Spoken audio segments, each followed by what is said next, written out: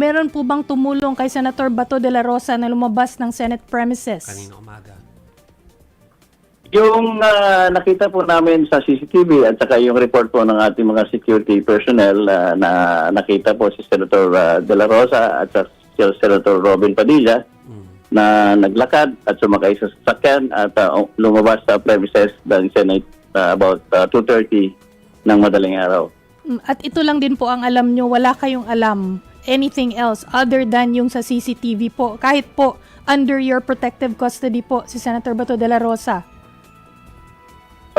Hindi ko po alam. Yun lang po ang nalaman ko.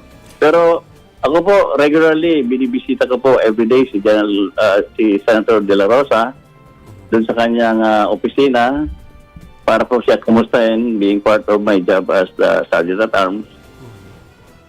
Kaya may mga napapag-usapan naman kami bilang magkaklase pero hindi ko po alam yung kanilang intention na umalis dito sa Senado. Sir, wala po bang liability ang Senate noon na nakaalis po ng facility si Senator Bato de la Rosa? Kasi po ang sinasabi ng NBI, kaya hindi nila itiniretso yung pag-aresto kay Senador Bato because na bilang pagrespeto na nasa kustodiya ng Senado si Senator Bato. Assuming na kapag kailangang iharap sa korte, responsibility rin daw po yun ng Senate. Dagdagan ko po, sir, yung tanong ni Mase. Kasi pag-apak sa labas ni Senator Bato kung nag-decide siyang umalis na dyan, kung may mangyaring hindi maganda sa kanya, yes, sino yung isa pa yun. responsable doon? Oo, what covers Linawin ko lang po, protective yan, custody? katulad nung nasabi ng aming Senate President, the privilege of protective custody ay ito po inoffer ng Senado kay Senator De La Rosa at inabail naman niya.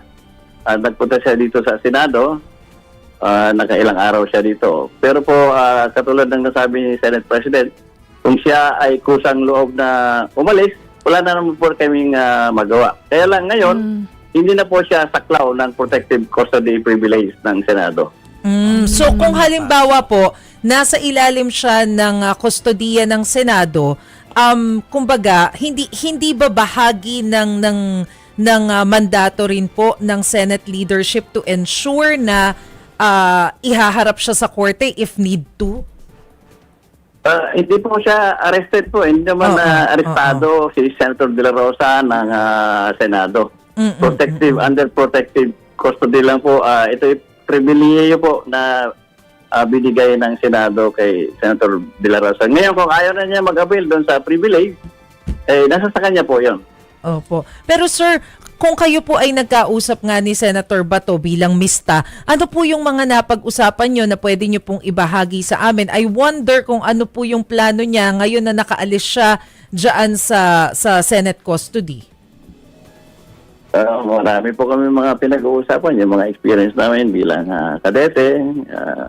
Marami naman po yung mga experience namin bilang official, naging PNP po siya. Yung normal na usapan na gano'n.